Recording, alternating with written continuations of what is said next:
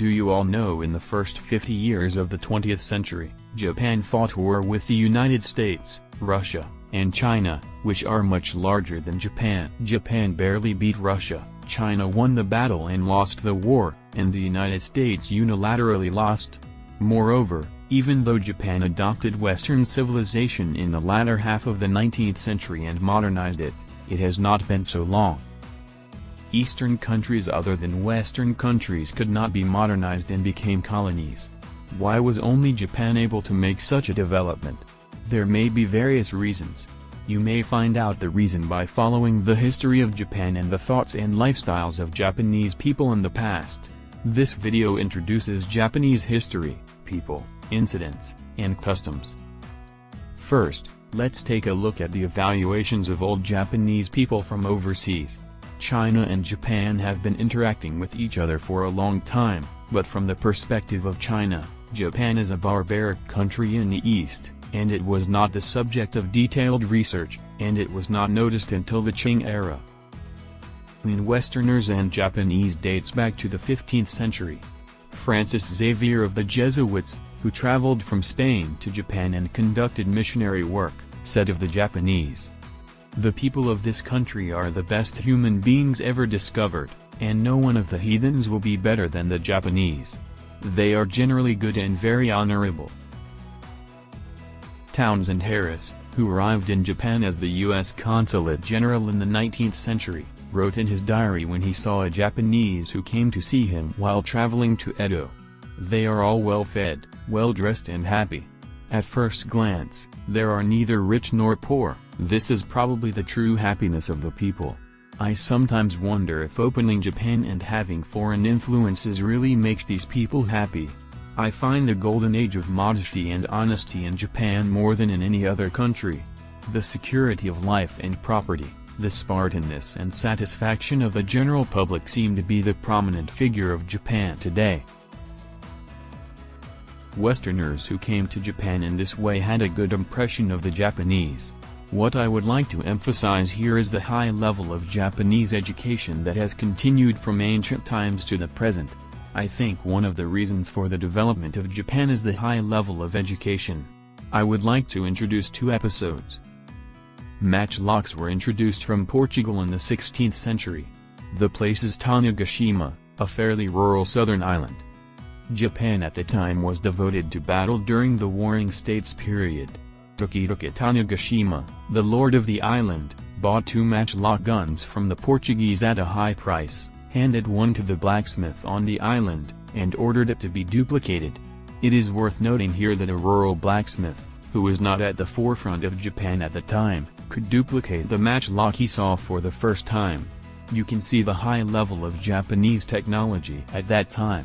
Later, the matchlock gun was completely domestically produced and further improved to become a higher performance gun.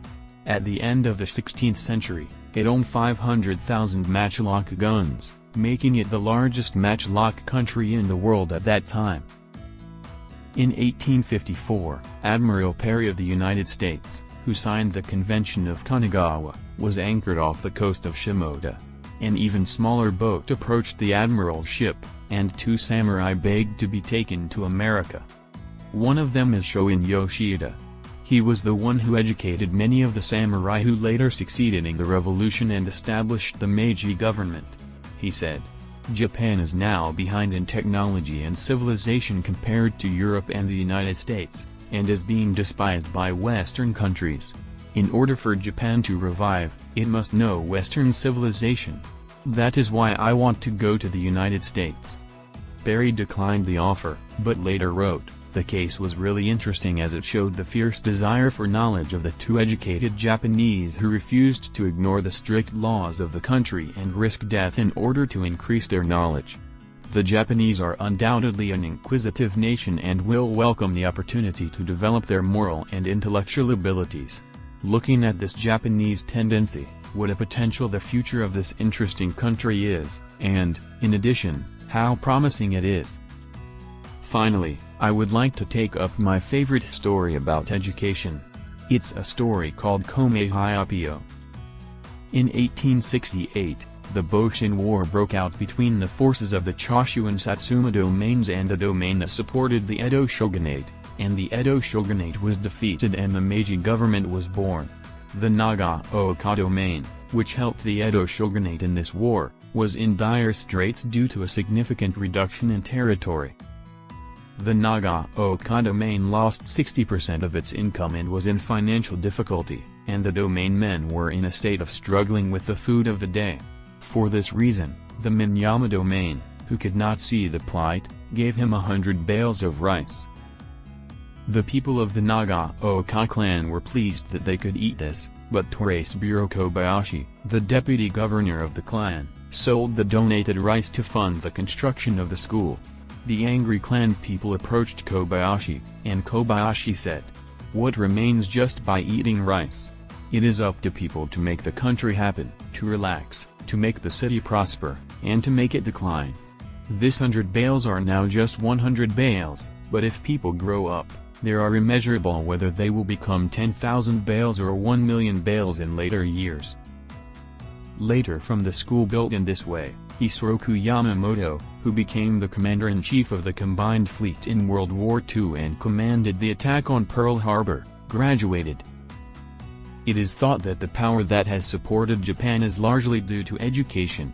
The videos I'm about to make will not talk about history, but will focus on various events, customs, and people. I would like to provide you with an opportunity to think about what is shaping Japan. If you are interested, please press the good button and subscribe to the channel. Thank you.